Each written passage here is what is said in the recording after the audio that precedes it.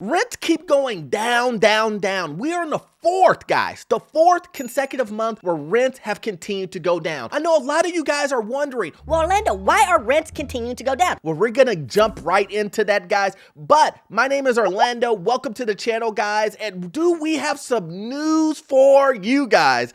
Listen, guys, if you've been following my videos, you know that I've told you guys when it comes to rents, that rents I felt were gonna go down and continue to go down, especially with the holiday season coming and just where the market was going, especially with commercial real estate. And a lot of people were saying, Orlando, oh no, why are you telling people the renting versus owning? You're just trying to keep people in the hole. And I keep telling people, I'm not trying to keep anyone in a hole. Listen, if you want to go buy a home, then go buy a home. I'm not holding you. It's a free country. But what I'm saying is, right now, rents are in your favor. That's what I'm saying. And a lot of people say, Erlen, how do you know? I own apartment complexes myself, and so I see all of this. Matter of fact, I'm doing the situations where I'm not raising rent. I've done videos on this continuously. But listen, you don't have to take my word for it, guys. Let's take a look at the data. Renters may finally get some relief from runaway rental prices in 2023. Renters this year may not have to endure the kind of sticker shock that they faced during the last two. While there is no consistency on what rents will do exactly in 2023, go up a little, go down a little, stay flat according to 3 forecasts. What is clear is that they are expected to return to a normal growth pattern instead of unsustainable record rates that we saw in 2021 and 2022. Now, this is true, guys. Listen, I have done this myself. I knew where this was going to go. I've seen rental increases where people were increasing in my market $200, $300, $400. And I am totally against that because I am for keeping tenants in your unit rather than trying to find brand new tenants in this market. In this market, it is in an uncertain market. Now, I'm not saying that you should, take a loss to keep tenants. No. That's not what I'm saying at all. I'm listening. What I'm saying is if everything is working as a property owner to keep a tenant in a unit, why scare that tenant away by raising that up by $100 if you can only raise it by $20 and still keep that tenant that was in the unit? That's a great idea. I'm with that. Versus, scaring them away and then waiting 4 or 5 months to even get someone in there. And then this type of environment, guys, where people are moving in with each other, where people are trying to cut costs, when people are sitting on the sidelines with a purpose of trying to buy their first home, why would you make it more difficult for yourself? That don't make no sense. I'm just saying, why would you make it more difficult for yourself? This is someone telling you who owns units themselves, owns apartment complexes. You don't want to scare away your tenants. You want to work with your tenants. Now, let's just take a look at this chart here. We see this chart and we see that in 2021, look at how far. Look, it just skyrocketed. And then look, it went again, skyrocketing in 2022. And around the August era, I was telling people, this is not going to work. It is not going to continue to rise and rise and rise based on the numbers that we saw with inflation, based on what we were seeing what's happening with the housing market and the economy just in general. And look what happened. It started going down, down, down, and it's continuing to go down. And eventually I feel like it will either go down or flat for people who are trying to rent. And this is especially true in areas like Austin, Las Vegas, Phoenix, these areas where, quote unquote, boom towns, or these areas where things just skyrocketed just through the roof, increasing rents just ridiculous amounts month over month over month. And those areas are seeing a huge decrease, or a decrease just in general, just because it's just something that's unsustainable, guys. You cannot continue on that rise. Everything that goes up must come down. That's it. And you guys know what I say on this channel. It's you have to sit on the sidelines with a purpose. And sitting on the sidelines with a purpose when it comes to renting is just part of the game. I'm telling you to sit on the sidelines if you're going to decide to rent, to go ahead and rent just so that you can get everything together to decide to buy your first home. If you're deciding to do that, then great. If you're deciding to sit on the sidelines because time is on your side, which it is, don't get it messed up, guys. The market is turning more and more to a buyer's market than it is a seller market. I can tell you right now, sellers right now, it is definitely not a seller's market at the moment. It is definitely turning into a buyer's market to you so that you can buy your first home or buy an additional home or get into that rental property. Guys, it is coming up. The tides are turning in your favor. Right now, it's in between. What we're starting to see in the commercial real estate realm, guys, is that a lot of these units, a lot of these loans are going default. Guys, I know you're trying to purchase a home, but this is a particular situation where you need to pay attention to this because it will affect rent. It will affect what's kind of going on in the housing market. Commercial real estate is taking a beating. What?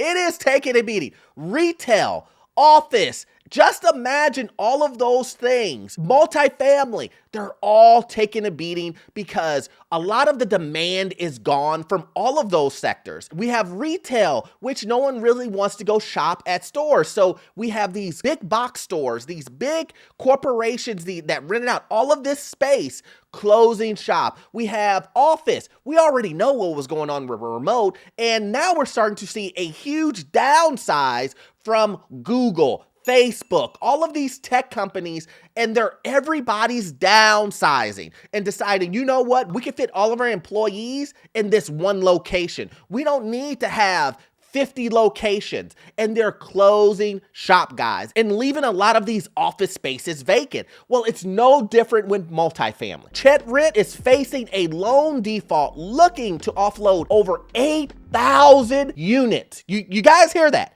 They're offloading 8,000 units of multifamily, guys.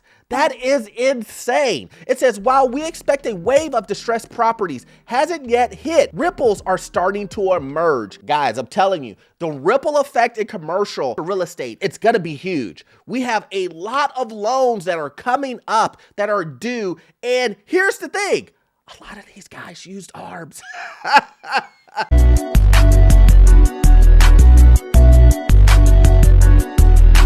I know. You would think that they would have learned their lessons, but they haven't. They haven't. They thought that, rates would never go up. Rates going up? Oh, no. Rates, no. And now you have a decision to make because now your rates are super high and you are in an ARM and you can't make loan payments. You have a high vacancy rate, so you have to offload and sell to get rid of the loans. And with all of this stuff coming back onto the market, guys, listen, it dilutes. You're starting to see all of this come back onto the market. It drops down rental rates. When the demand is down and you're having more and more apartments come onto the market, what happens? It gets diluted. Now, will there be some great deals, guys, with these commercial real estate? Oh, yes, there will be some great deals. But remember, this is the reason why it's so important to watch videos like this, guys. Make sure you hit the like and subscribe on this video, guys, because this is ridiculous information that I am showing you guys to let you know that you have to read in between the lines when it comes to this real estate stuff so you know exactly what's coming up here. A New York landlord of that real estate group is looking to sell more than 8,000 residential units it acquired across 10 states. You hear that, guys? 10 states in 2019. So you're telling me they are already distressed since buying it in 2019? I wonder why. I've been telling you guys, listen, these big corporations, they're using ARMs, they're borrowing the debt is up here, guys. The debt is up here to the tip, to the hairline. I don't even have a hairline. It's right there.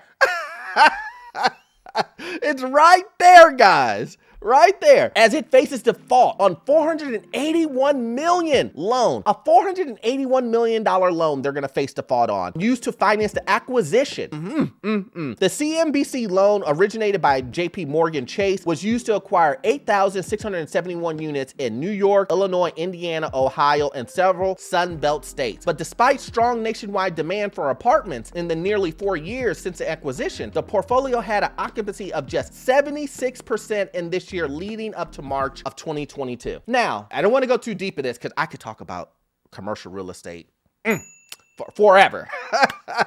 Or real estate just in general. But let's think about this, guys. I've seen it myself. I've seen multiple brand new apartment buildings go up, and they build them for, I don't know, let's say the 300 unit for $40 million, right? Now, you would think that with them doing the $40 million that they would do market studies to figure out exactly what they can charge people, which they do. But what they find out is they're gonna charge $2,600 for a 1-bedroom apartment in the Midwest.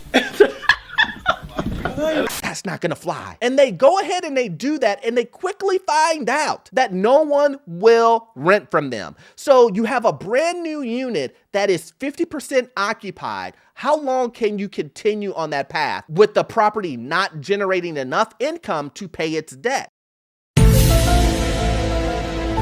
Well, you can't do that for very, very long. And this is the reason why in this scenario, even though that they're 76% occupied, it's still not enough to pay their debt. If they did all of those things, if they overpaid, and it's an ARM, just those two things will cause you to crash. Now, then we're talking about low demand, horrible occupancy. It's going to put you in a pickle. It is, guys. And guys, listen, I don't even read some of these articles. Like this article, I want you to see my true reaction. And it says right here, the occupancy rate hasn't been high enough to pay the debt on the floating rate. Oh no.